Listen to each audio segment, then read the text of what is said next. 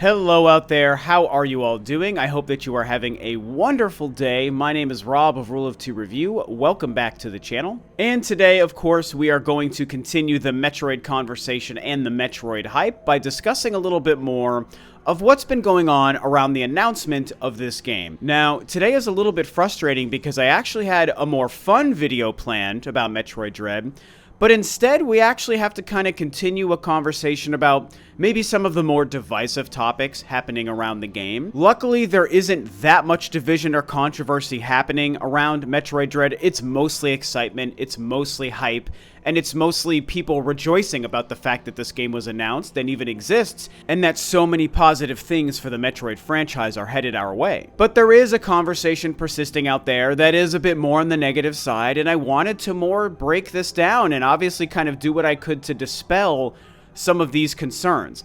In a lot of ways, today's video could be seen as a bit of a sequel or a continuation or a part 2 to the video I made a couple of days ago about if Metroid Dread might be overpriced at the full $60 that it's being sold for because it's a 2D platformer kind of game, and some people feel that this game should be sold at more of an indie game price around $15 or $20. Naturally, before we dive into this Metroid Dread topic, I always like to remind you guys that I am always trying to grow the channel here on Rule of Two Review. I am hoping to cross 17,000 subscribers before the end of 2021, and I am getting very, very close. I upload several videos every single week, and I live stream once a week. I cover all things Nintendo, I cover every single little thing about Metroid, and I discuss all things gaming. So as you watch this video, if you seem to like what I'm doing and what you hear, then I hope you will consider subscribing to the channel. Now, like I said a few days ago, I did make that video where I discussed Metroid Dread at the $60 price and how in no way do I think that that would be too much money for this game. However, there's been another aspect to that conversation that I really didn't cover in that video. And at the time, I didn't really see it as the biggest part to the conversation, so I didn't really focus on it in that video. However, since I posted it, I have to admit, I've really seen more people continuing this specific complaint, and so I realized I kind of needed to make a follow-up and further discuss this because I think it's kind of silly, and it has to do with really the graphics of the game and the fact that this game is a 2D experience. I obviously spent time focusing on the other complaint about people comparing this as a 2D Metroidvania kind of experience to other indie 2D Metroidvania experiences, and the fact that most of the indie ones coming out nowadays, like a Hollow Knight or a Dead Cells or an Ori, are being sold for less money than $60, and people thought that Nintendo's version of this shouldn't be selling for $60, which of course is completely nonsensical and crazy, and in no way do I believe or endorse that line of thought. I think this game is completely worth $60 for so many reasons I discussed in that video. But beyond just comparing it to indie games that are of a similar style, the other conversation focuses very specifically on the fact that Metroid Dread is just a 2D game. The perspective is 2D, and because it's 2D and not 3D, that makes it a bad game. That makes it a cheap game. That makes it a lazy game. And it just blows my mind that people nowadays could be so dense to think that that's true. Now, of course, please understand that what I'm not trying to do is tell you that you have to feel the same way everyone else does about something, and that you have to put the same value everyone else does on this topic. We're all unique, we're all individuals, we all put different values on different things, and so if you put a different value on a game like Metroid Dread, at the end of the day, that's up to you, and it's your right, and that's okay. But when we take a step back and look at the picture here, what we're seeing is a normal game using a modern graphic style and graphic engine that looks very good compared to its contemporaries, and from a studio that we know makes games that usually justify a full price, to the point that there's no reason to think that just because this game is a 2D game and not a 3D game, that it is somehow a lazy attempt at a game or even being overpriced at $60. And I know I already discussed the $60 thing on its own video, so I'm not necessarily trying to repeat a lot of points here, but it bears repeating, at least in this one respect, that what they're doing with this game, even from a 2D perspective experience, still justifies a $60 price when we look at what already normally justifies a $60 price. I mean, we're talking about stuff that is kind of an industry standard and what most people seem to be comfortable paying full price for their games. There's no real difference here. We're not seeing Metroid Dread cut corners to such an obscene degree that it seems like we're being gouged for dollars and cents here. It's a normal game using a beautiful graphic engine made by a company that puts incredible care and effort into their games, just being sold for the accepted standard price that games have been for decades.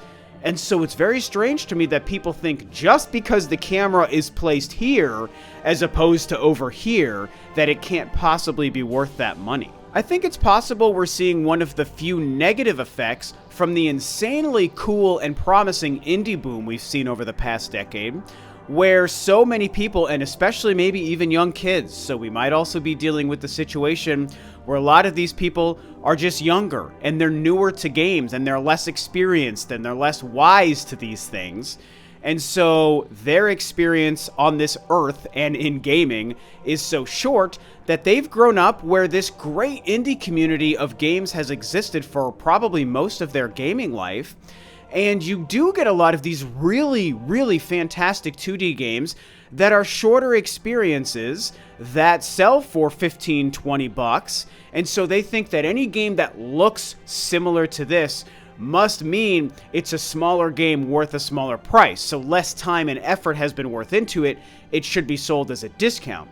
They're also, by the way, to the opposite effect, so just overwhelmed with games that are these huge, massive budget 3D open world experiences, because there's so much of that stuff out there nowadays, that they think that's the only way to value a full-priced games. And so maybe people's ability to perceive the value of games based on just what they look like or what they're doing is probably skewed. They see 2D, they think indie, they think cheap.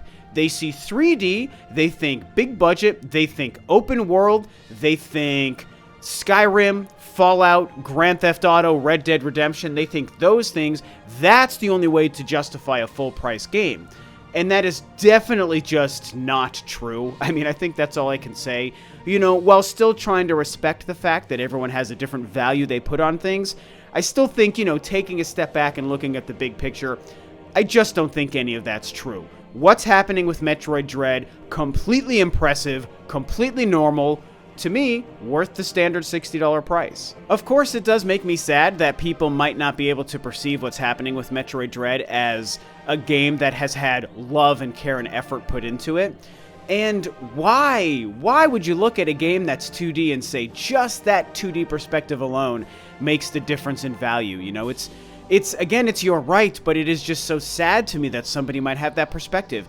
Think about it. It's really just about where is the camera, especially with Metroid Dread, because Metroid Dread isn't like hand-drawn 2D art or even 2D sprites or pixel art. It's all 3D environments and 3D characters and character models and polygons and all of that stuff. It's actually 3D graphics. It's just that the camera is placed to the side throughout most of the experience, except for cutscenes and except for using the Omega Cannon when the camera will shift perspective. In general, the camera is just placed in one spot over to the side, as opposed to just being a free-floating camera like some of these kids maybe want this game to be. Like they want it to be a 3D open world game where the camera is just where you place it. Here, the game is controlling where the camera is, and it's just placing it off to the side. But it's actually still 3D graphics and 3D environments, you know, so it kind of becomes more funny just for that one reason. Also, I think it's worth noting just how simply, stunningly beautiful Metroid Dread is. And of course, good graphics don't have to be the only reason a game might be full priced, but when discussing Metroid Dread, I think I have to bring up that the game is absolutely gorgeous to look at. I think the art design is fantastic. We've got tons of mechanical environments, we've got tons of outdoor environments, underground caves, incredibly cool looking creatures and enemies. Samus and her suit, the animations, the lighting, everything about it, the crazy textures. This game is just a gorgeous modern looking game, and it doesn't even matter that it's on the Switch hardware. It's gorgeous, I think, compared to any other contemporary game out there. And it's not just because, again, it's 2D so that they could cut corners, because as I was just saying, the game is actually using 3D graphics. they could move the camera anywhere they wanted to, and we would see the perspective shift and we would see the world and the characters from different angles. It's 3D graphics.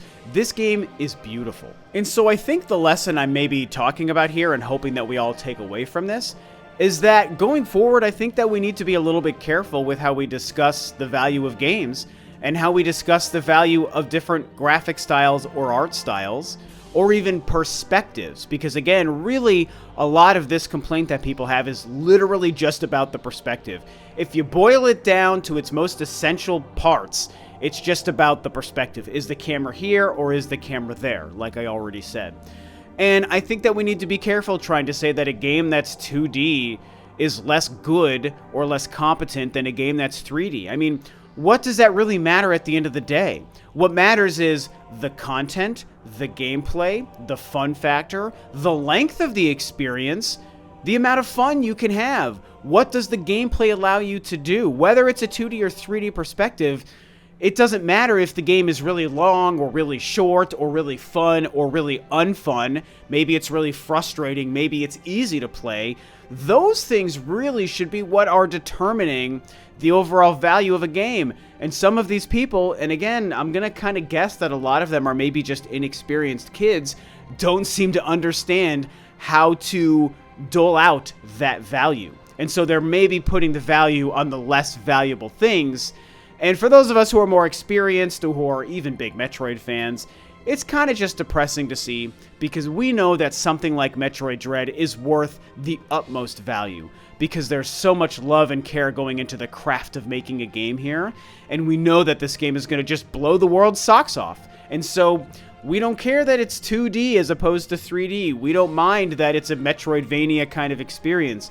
We know it's going to be worth the price it's being sold for, and that it's going to do great things for the genre and for the Metroid franchise going forward. Anyway, I hope that I can finally be done with this. I feel like I've exhausted this topic to as much as it really needs to be talked about, at least until maybe some weird, silly kind of controversy might crop up here. But I don't really anticipate that happening. I know that we're dealing with a vocal minority here talking about the game being overpriced, or saying that a 2D game is lazy and how can anyone buy a 2D game for full price, because they're just somebody who thinks that 3D is the only way to play a video game, which is, again, it's just so kind of frustrating here. I think that this is all we really need to do to discuss this. I would like to kind of put a bow on this conversation and just move on for good, so that I can go back to talking about some of the more fun things. I've got a lot of great videos planned around Metroid Dread, talking about really important things to know about going into the game, catching up on the story so far, maybe a summary of the history of the games that have released, or maybe the journey to get to Metroid Dread, which I know a lot of other channels have kind of already started to cover since the game was announced, but obviously I like to put my own perspective and spin and opinion out there about this stuff, and it seems like you guys like to hear me talk about that stuff. So that's the plan going forward, man. No more of this crying about this or that or whatever about Metroid Dread. We're here to celebrate this game and have fun talking about Metroid. So that's what I have to say about this topic. Of course, what do you think? Do you agree with my opinions and perspective here that I laid out today? Do you have different opinions? Whatever you feel, talk about it below. And with that, this video is a wrap. Thanks, of course, as always, for tuning in, guys. This is Rob of Rule of Two Review, and I will catch you next time on another video.